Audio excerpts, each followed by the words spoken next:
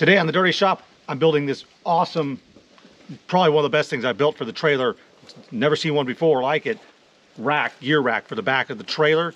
And I'm also going to give this knife away because the previous guy that won it never responded to me. So all the original people that had their names in the hat, we're going to draw out another name. And here it goes. Alrighty. The winner is going to have to wait and see. Stick around. Warning, this video may contain scenes of extreme untidiness. Viewer discretion is advised.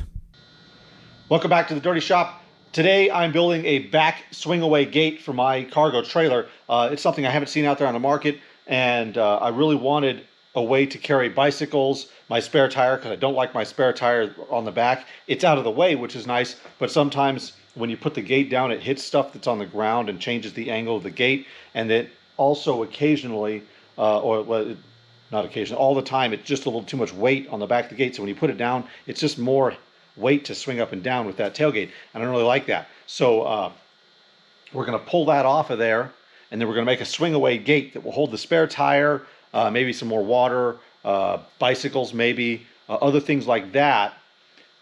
Maybe our chairs or something. It's a little worrisome because things that are on the back of a trailer like this do get really dirty. So that's one of the problems. But otherwise, it will be nice to have all of that stuff back here. And so the plan is I'm going to use this. I bought some square tube. You'll see it in a minute. 1.25" square tube. And I'm hoping to build a frame that will go basically across and around here with some vertical bars to be able to mount things on.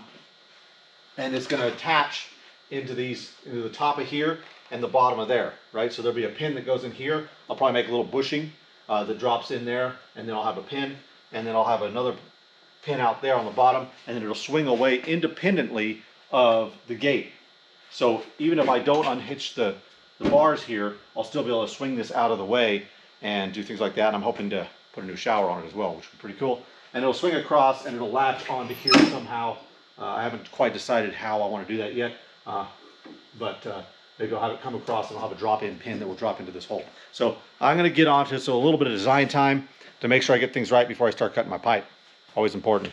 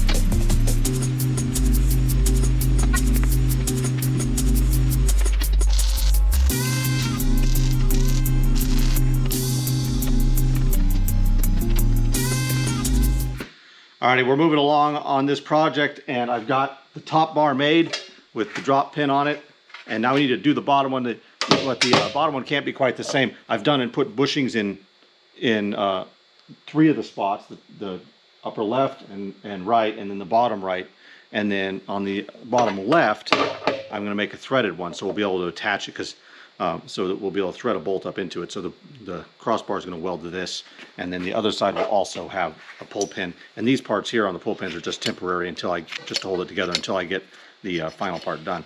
But I got my son here to help me out because it's hard to hold these things up.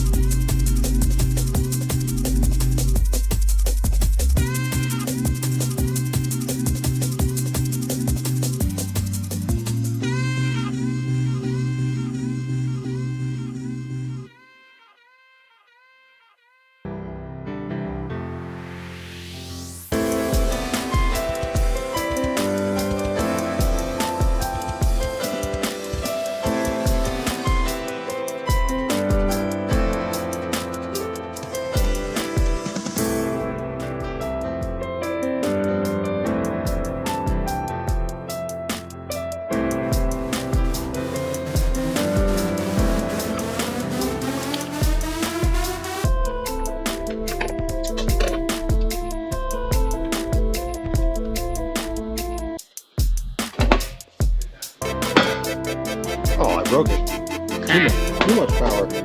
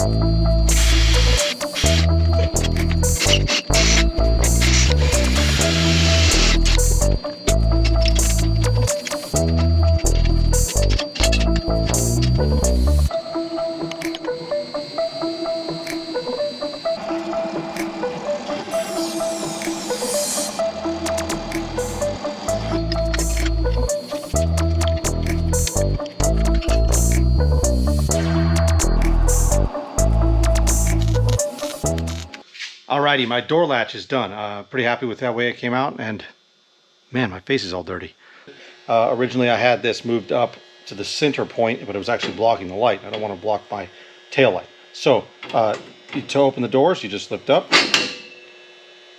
and you open the doors. And to close the doors, you latch that down and it closes down. And this is the weight of this should keep it in this position because it's sprung. I don't think it's going to rattle loose while I'm traveling. If it happens to do that, then I did drill a hole in the back of this plate so that I can put a pin through. Although I don't really like the position of it now that I've got it all together. So I might end up putting a latch pin through here, rounding off these pieces, that sort of thing, just to make it a little prettier. And otherwise that works pretty good. But you can see when I open it up, when I lift up, it lifts up on that. Goes down. So that'll work. Now I got to move on to making a bike rack shower. Yes, I'm liking it.